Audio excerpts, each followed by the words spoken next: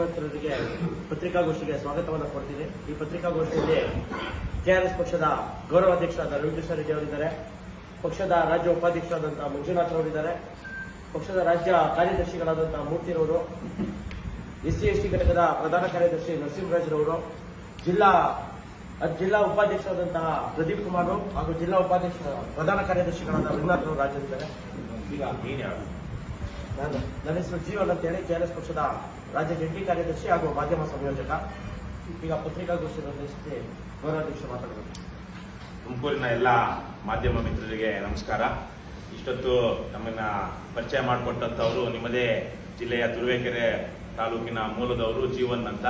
ಅವರು ಅವರ ತಂದೆಯವರು ಸಹ ಪತ್ರಕರ್ತರಾಗಿದ್ದರು. ಅವರೂ ಸಹ ಒಂದು ಪ್ರಕಟಣಾ ಸಂಸ್ಥೆಯನ್ನು ನಡೆಸ್ತಾರೆ. ನಮ್ಮ ರಾಜ್ಯ ಜಂಟಿ ಕಾರ್ಯದರ್ಶಿ, ಒಳ್ಳೆಯ ಯುವಕ. ಅವ್ರ ಬಗ್ಗೆ ಬಹುಶಃ ಫೇಸ್ಬುಕ್ಕಲ್ಲಿ, ಯೂಟ್ಯೂಬಲ್ಲಿ ನೀವೆಲ್ಲ ಕೆಲವೊಂದು ವಿಚಾರಗಳಲ್ಲಿ ನಾನು ಜೀವನ್ ಅಂತ ಮಾತಾಡ್ತಾರೆ, ಇಂಟ್ರೊಡ್ಯೂಸ್ ಮಾಡ್ಕೊಳ್ತಾರೆ. ಅವ್ರ ಪರಿಚಯ ಇರಬಹುದು ಅಂತ ಭಾವಿಸ್ತೀನಿ. ಮುಂದಿನ ದಿನಗಳಲ್ಲಿ ಇನ್ನಷ್ಟು ನಿಮ್ಮ ಪರಿಚಯ ಹೆಚ್ಚಾಗಲಿ ಅಂತ ನಾನು ಬಯಸ್ತಾ, ಬಹಳ ಮುಖ್ಯವಾದ ವಿಚಾರಕ್ಕೆ ಇವತ್ತು ನಾವು ಪತ್ರಿಕಾಗೋಷ್ಠಿ ಕರೆದಿದ್ದೀವಿ. ನಾನೊಂದು 10-15 ನಿಮಿಷ ಒಂದಷ್ಟು ಪ್ರಾಸ್ತಾವಿಕವಾಗಿ ಮಾತನಾಡ್ತೀನಿ. ದಯವಿಟ್ಟು ಅದಕ್ಕೆ ಅವಕಾಶ ಮಾಡಿಕೊಡ್ಬೇಕು. ತದನಂತರ ನಾವು ಪ್ರಶ್ನೆಗಳನ್ನ ತೆಗೆದುಕೊಳ್ಳೋಣ. ಈಗ ನಾನು ಏನು ವಿಚಾರ ಹೇಳ್ತಾ ಇದ್ದೀನಿ ಅದು ಬಹುತೇಕವಾಗಿ ಮಾಧ್ಯಮ ಮಿತ್ರರಿಗೆ ಮಾತ್ರವಲ್ಲ, ಇಡೀ ರಾಜ್ಯದ ಜನತೆಗೂ, ಬಹುತೇಕ ಟಿವಿ ನೋಡುವಂಥವರಿಗೆ ಮತ್ತು ಪತ್ರಿಕೆಗಳನ್ನ ಅಥವಾ ಸೋಷಿಯಲ್ ಮೀಡಿಯಾದ ನೋಡುವಂಥವ್ರಿಗೆ ಬಹುತೇಕರು ಗೊತ್ತಿದೆ. 4-5 ದಿವಸಗಳ ಹಿಂದೆ ಇಲ್ಲಿ ಬಹಳ ಉತ್ತಮವಾದಂತಹ ಒಂದು ಕಾರ್ಯಕ್ರಮವನ್ನು ರಾಜ್ಯ ಸರ್ಕಾರ ಆಯೋಜನೆ ಮಾಡಿತ್ತು.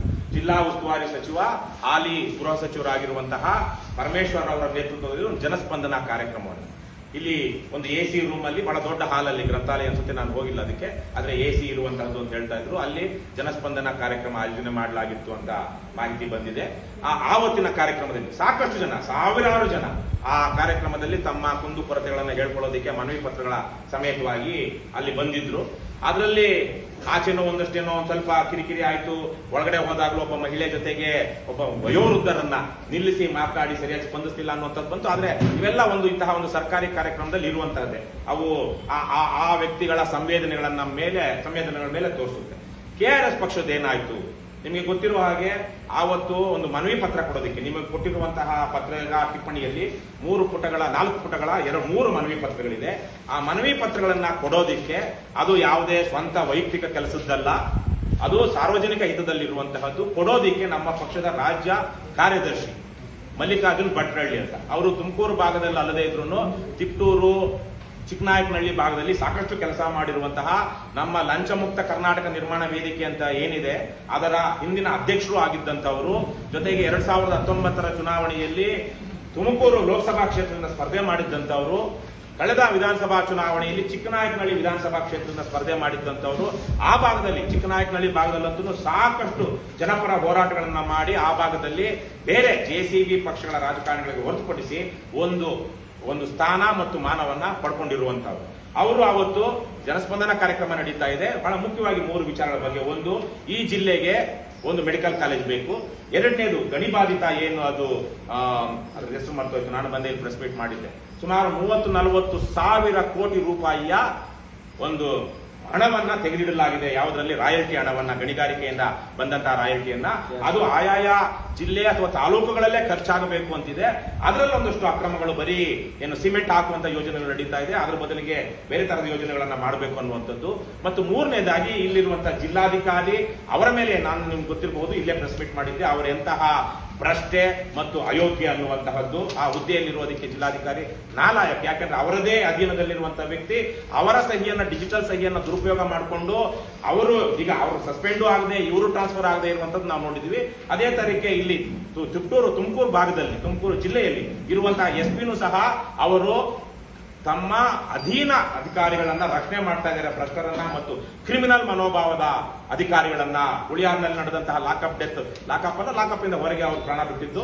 ಈ ತರಹದ ಕೆಲವೊಂದು ಪ್ರಕರಣಗಳಲ್ಲಿ ಇವರು ಸರಿಯಾಗಿ ಕರ್ತವ್ಯ ನಿರ್ವಹಿಸ್ತಾ ಇಲ್ಲ, ಹಾಗಾಗಿ ಅವರನ್ನ ಬದಲಾವಣೆ ಮಾಡಿ ಅಂತ. ಇದರಲ್ಲಿ 3ರಲ್ಲೂ ಯಾವುದೇ ಸ್ವಹಿತಾಸಕ್ತಿ ಮಲ್ಲಿಕಾರ್ಜುನ್ ಅವ್ರಿಗೆ ಇರಲಿಲ್ಲ.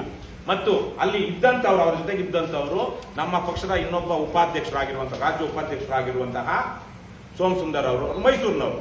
ಅವರು ಬಾಗಲಕೋಟೆ ಉಪಚುನಾವಣೆಯ ಚುನಾವಣಾ ಪ್ರಚಾರ ಮಾಡಿಕೊಂಡು ತುಮಕೂರು ಬಂದಾಗ, ಅವರು ತುಮಕೂರಿನಲ್ಲಿ ಒಂದು ದಿವಸ ಇದ್ದು ಹೋಗೋ ದಿಕ್ಕಿದ್ದಾಗ ಇಲ್ಲಿ ಕಾರ್ಯಕ್ರಮ ಇದೆ ಅಂತೇಳಿ ನನಗೆ ಗೊತ್ತಾದಂಗೆ ಅವ್ರ ಜೊತೆ ಆದಂಥವ್ರು. ನಿಮ್ಗೆಲ್ಲ ಗೊತ್ತಿದೆ ಅಲ್ಲಿ ಏನ್ ನಡೀತು ಅಂತ. ಈ ರಾಜ್ಯ ಕಂಡಂತ ಅತ್ಯಂತ ಭ್ರಷ್ಟ ಮತ್ತು ಅದಕ್ಷ ಗೃಹ ಸಚಿವ ಜಿ ಪರಮೇಶ್ವರ್. ನಾವಿಲ್ಲಿ ಹಲವಾರು ವಿಚಾರಗಳನ್ನ ಹೇಳ್ತೀವಿ. ಇಡೀ ರಾಜ್ಯದಲ್ಲಿ ಎರಡನೇ ಅತಿ ದೊಡ್ಡ ಜಿಲ್ಲೆ ತುಮಕೂರು ಜಿಲ್ಲೆ. ತುಮಕೂರು ಜಿಲ್ಲೆಗೆ ಈ ಹೊತ್ತಿಗೂ ಈ ರಾಜ್ಯದ ಉಪಮುಖ್ಯಮಂತ್ರಿ ಆಗಿದ್ದಂತಹ ವ್ಯಕ್ತಿಗೆ ಹಿಂದೊಮ್ಮೆ ಉನ್ನತ ಶಿಕ್ಷಣ ಸಚಿವರಾಗಿದ್ದಂಥವರಿಗೆ ಅವರದೇ ವ್ಯಾಪ್ತಿ ಬರಬಹುದಿತ್ತು ಮೆಡಿಕಲ್ ಕಾಲೇಜು. ಹಿಂದೊಮ್ಮೆ ಗೃಹ ಸಚಿವರಾಗಿದ್ದಂಥವ್ರಿಗೆ, ಹಾಲಿ ಗೃಹ ಸಚಿವರಾಗಿರುವಂತವರಿಗೆ ಇಂತಹ ಬಲಾಢ್ಯರು ಇರುವಂತಹ KN ರಾಜಣ್ಣ ಇಲ್ಲಿ ಬಹಳ ದೊಡ್ಡ ಬಲಿಷ್ಠ ರಾಜಕಾರಣಿ. ಅವ್ರದ್ದು ಇವತ್ತು ಹುಟ್ಟುದಬ್ಬ, ಅವರಿಗೆ ಶುಭವಾಗಲಿ ಅಂತ ನಾನು ಹಾರೈಸ್ತೀನಿ.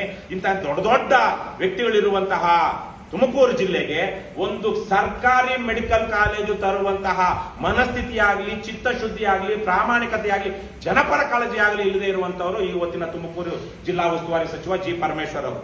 ಗದಗ ಕೇವಲ 4 ತಾಲೂಕುಗಳಿರುವಂತದ್ದು, ಹಾವೇರಿ 5-6 ತಾಲೂಕುಗಳು, ಸಣ್ಣ ಸಣ್ಣ ಜಿಲ್ಲೆಗಳು, ಕೊಡಗಿಗಿದೆ. ರಾಜ್ಯದಲ್ಲಿ ಎಲ್ಲೆಲ್ಲಿ ಮೆಡಿಕಲ್ ಕಾಲೇಜ್, ಸರ್ಕಾರಿ ಮೆಡಿಕಲ್ ಕಾಲೇಜ್ ಇಲ್ಲ ಅಂದ್ರೆ ಕೋಲಾರದಲ್ಲಿಲ್ಲ, ಯಾಕಂದ್ರೆ ಜಾಲಪ್ಪ ಅವ್ರ ಕಾರಣಕ್ಕಾಗಿ. ತುಮಕೂರಿನಲ್ಲಿಲ್ಲ, ಪರಮೇಶ್ವರ್ ಅವ್ರ ಕಾರಣಕ್ಕಾಗಿ. ಬಾಗಲಕೋಟೆಯಲ್ಲಿಲ್ಲ, ಚರಂತಿಮಠ ಕಾರಣಕ್ಕಾಗಿ. MB ಪಾಟೀಲ್ ಕಾರಣಕ್ಕಾಗಿ ಬಿಜಾಪುರದಲ್ಲಿಲ್ಲ. ಶಾಮನೂರು ಶಿವಸುಂದರಪ್ಪ, ಶಿವಶಂಕರಪ್ಪ ಕಾರಣಕ್ಕಾಗಿ ದಾವಣಗೆರೆಯಲ್ಲಿಲ್ಲ. ಚಿತ್ರದುರ್ಗದ ಬೃಹನ್ ಮಠದ ಕಾರಣಕ್ಕಾಗಿ ಚಿತ್ರದುರ್ಗದಲ್ಲಿಲ್ಲ. ಈ ತರಹಕ್ಕೆ ಎಲ್ಲೆಲ್ಲಿ ಬಲಾಟಿದ್ದಾರೋ ಅಲ್ಲೆಲ್ಲಿ ಸರ್ಕಾರಿ ಮೆಡಿಕಲ್ ಕಾಲೇಜ್ ಬಂದಿಲ್ಲ. ಇವರೆಲ್ಲರೂ ಸರ್ಕಾರಿ ಮೆಡಿಕಲ್ ಕಾಲೇಜ್ ಬಂದ್ರೆ ನಮ್ಮ ಆಸ್ಪತ್ರೆಗೆ ಬರುವಂತವ್ರು ಕಡಿಮೆ ಆಗ್ತಾರೆ, ನಮ್ಮ ಮೆಡಿಕಲ್ ಕಾಲೇಜಿನ ಇದು ಪ್ರಾಮುಖ್ಯತೆ ಕಡಿಮೆ ಆಗುತ್ತೆ, ನಮ್ಮ ಆಮದನಿ, ನಮಗ್ ಬರುವಂತ ಆದಾಯ ಕಡಿಮೆ ಆಗುತ್ತೆ ಅನ್ನುವಂತ ಏಕೈಕ ಜನವಿರೋಧಿ ಕಾರಣಕ್ಕಾಗಿ ಬಲಾಢ್ಯ ಬಲಿಷ್ಠ ರಾಜಕಾರಣಿಗಳು, ದೊಡ್ಡ ದೊಡ್ಡ ಕಾರ್ಪೊರೇಟ್ ಕಂಪನಿಗಳಲ್ಲಿ ಉಡುಪಿ ಮತ್ತು ಮಂಗಳೂರಲ್ಲಿ ಯಾಕೆ ಸರ್ಕಾರಿ ಮೆಡಿಕಲ್ ಕಾಲೇಜ್ ಇಲ್ಲ, ಇದೇ ಕಾರಣಕ್ಕಾಗಿ. ಹಾಗಾಗಿ ದುಡ್ಡಿರುವಂತವರು ಬಲಾಢ್ಯ ರಾಜಕಾರಣಿಗಳು ಅಲ್ಲಲ್ಲಿ ಸರ್ಕಾರಿ ಮೆಡಿಕಲ್ ಕಾಲೇಜ್ ಬರೋದಕ್ಕೆ ಬಂದು ಬಿಟ್ಟಿಲ್ಲ.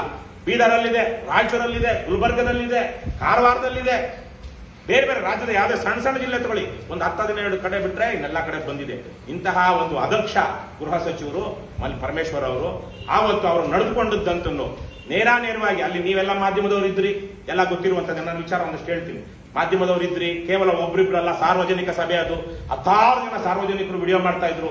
ಆದರೆ ಇವರು ಮಲ್ಲಿಕಾರ್ಜುನ್ ಅವರು ಅವ್ರ ಜೊತೆಗೆ ಮಾತಾಡ್ತಿರುವಾಗ ಇನ್ನೊಬ್ಬ ನಮ್ಮ ಪಕ್ಷದ ಉಪಾಧ್ಯಕ್ಷ ಸೋಮ್ ಸುಂದರ್ ಅವರು ವಿಡಿಯೋ ಮಾಡ್ತಿದ್ದನ್ನ ನೋಡಿ, ಏಯ್ ತೆಗಿಯ ನಿಲ್ಸೋ ಕ್ಯಾಮ್ರಾ ಕೈ ಮಾಡಿದ್ದಾರೆ ಪರಮೇಶ್ವರ್. ನೇರವಾಗಿ ಏನಂತಾರೆ ಅದಲ್ವಾ, ನಿಲ್ಸ ತೆಗಿಯ ಕ್ಯಾಮ್ರಾ. ಯಾವ ರೀತಿಯ ದುರ್ವರ್ತನೆಯನ್ನ ಇವರು ತೋರಿದ್ದಾರೆ ಅಂದ್ರೆ, ಇವರಿಗೆ ಬಂದಿರುವುದು ಆ ದುರ್ವರ್ತನೆ, ಇವರ ಗುಣ ಎಲ್ಲಿದೆ ಅಂದ್ರೆ ಕಾಂಗ್ರೆಸ್ನ ಮೂಲದಲ್ಲಿ. ಕಾಂಗ್ರೆಸ್ನ ಮಹಾನ್ ನೆಪೋ ಕಿಡ್ ಯಾರು? ರಾಹುಲ್ ಗಾಂಧಿಯಿಂದ ಆರಂಭಿಸಿ ಇಲ್ಲಿ ತನಕ ಇಡೀ ಕಾಂಗ್ರೆಸ್ ಪಕ್ಷ ವಂಶ ಪಾರಂಪರ್ಯ ರಾಜಕಾರಣದಲ್ಲಿ ನರಳುತ್ತಾ ಇದೆ.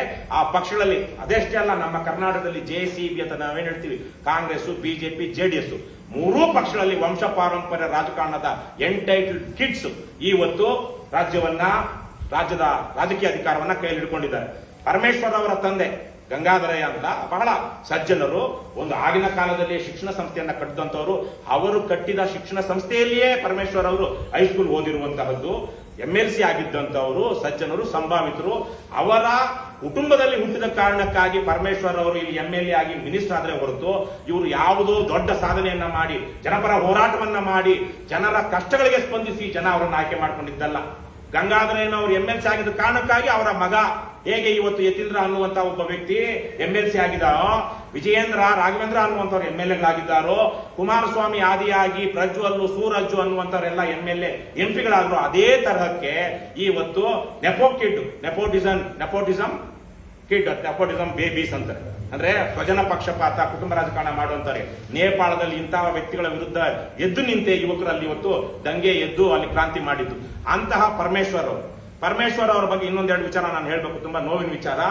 ಅವರು 1999 ರಿಂದ 2004 ತನಕ SM ಕೃಷ್ಣರಾವ್ ಅವಧಿಯಲ್ಲಿ ಯಾವ ಸಚಿವರಾಗಿದ್ರು? ಉನ್ನತ ಶಿಕ್ಷಣ ಸಚಿವರಾಗಿದ್ರು. ಉನ್ನತ ಶಿಕ್ಷಣ ಇದರಲ್ಲಿನೇ ಮೆಡಿಕಲ್ ಕಾಲೇಜು, ಇಂಜಿನಿಯರಿಂಗ್ ಕಾಲೇಜುಗಳ ಉಸ್ತುವಾರಿ ಅಥವಾ ಅದರ ಜವಾಬ್ದಾರಿ ಬರುತ್ತೆ. ಬಹುಶಃ ಕರ್ನಾಟಕದ ಇತಿಹಾಸದಲ್ಲೇ ಕಂಡು ಕೇಳರಿಯದಂತ ದುರ್ವರ್ತನೆಯನ್ನ ತೋರದಂತವರು, ಅನೈತಿಕತೆಯನ್ನ ಪ್ರದರ್ಶನ ಮಾಡಿದಂತವರು. ಆ ವಿಚಾರವಾಗಿ ಪರಮೇಶ್ವರ್ ಅವರು ಹೇಗೆ ಮಧ್ಯಾಹ್ನಕ್ಕೆ ಸರ್ಕಾರದಿಂದ ನಾವು ಯಾವುದೇ ರೀತಿಯಲ್ಲಿ ಇಂಜಿನಿಯರಿಂಗ್ ಮೆಡಿಕಲ್ ಕಾಲೇಜುಗಳಲ್ಲಿ ಫೀಸ್ ಜಾಸ್ತಿ ಮಾಡೋದಿಲ್ಲ ಅಂತ ಸರ್ಕಾರದ ಮಂತ್ರಿಯಾಗಿ ಇವರು ಪತ್ರಿಕಾಗೋಷ್ಠಿ ಮಾಡ್ತಾರೆ. ಸಂಜೆಗೆ ರಾಜ್ಯದಲ್ಲಿರುವಂತಹ ಎಲ್ಲ ಕ್ಯಾಪಿಟೇಷನ್ ಕುಳಗಳನ್ನ ಕರ್ಕೊಂಡು SM ಕೃಷ್ಣರವರ ಹತ್ರ, ಇವರ ನೇತೃತ್ವದಲ್ಲಿ, ಉನ್ನತ ಶಿಕ್ಷಣ ಸಚಿವರ ನೇತೃತ್ವದಲ್ಲಿ SM ಕೃಷ್ಣ ಮುಖ್ಯಮಂತ್ರಿ ಹತ್ರ ನಿಯೋಗ ಹೋಗುತ್ತೆ. ಅಲ್ಲಿ ಹೋಗಿ ಏನ್ ಹೇಳುತ್ತೆ ಪರಮೇಶ್ವರ್ ಅವರು, ಏನ್ ಹೇಳ್ತಾರೆ?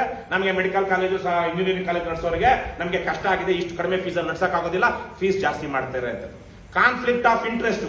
ಇವರು ಬೇರೆ ಬೇರೆ ದೇಶದಲ್ಲಿ PhD ಮಾಡಿರೋರು, ನಮ್ಮ ದೇಶದಲ್ಲಿ MSc ಮಾಡ್ಕೊಂಡು PhD ಮಾಡಿರೋರು, ಅಥ್ಲೀಟ್ ಆಗಿದ್ದಂಥವ್ರು, ಒಲಿಂಪಿಕ್ಸ್ಗೂ ಸಹ ಇವ್ರಿಗೆ ಟ್ರೈನಿಂಗ್ಗೆ ರೆಡಿ ಆಗಿದ್ದವರು. ಒಂದು ಕಾಲದಲ್ಲಿ ಪರಮೇಶ್ವರ್ ಸಣ್ಣ ಕುಟುಂಬದ ಹಿನ್ನೆಲೆ ಆಗಲಿ, ಸಣ್ಣ ತಿಳುವಳಿಕೆ ಇರುವಂತಹ ಮನುಷ್ಯ ಆಗಲಿ ಅಲ್ಲ. ಅವರು ಸಾಕಷ್ಟು ವಿದ್ಯಾವಂತರು, PhD ಮಾಡಿ ಡಾಕ್ಟರೇಟ್ ತಗೊಂಡಿರೋರು. ಕೇವಲ 5 ವರ್ಷದ MBBS ಮುಗಿಸ್ಕೊಂಡು ಡಾಕ್ಟರೇಟ್ ತಗೊಂಡಿರೋರಲ್ಲ ಅವರು. BSc ಮಾಡ್ಕೊಂಡು MSc ಮಾಡ್ಕೊಂಡು ಆಮೇಲೆ PhD ಮಾಡಿರುವಂತವ್ರು, ಬಹಳ ಓದಿರುವಂತವ್ರು. ಅವರು ನಡೆದುಕೊಳ್ಳುವಂತಹ ರೀತಿ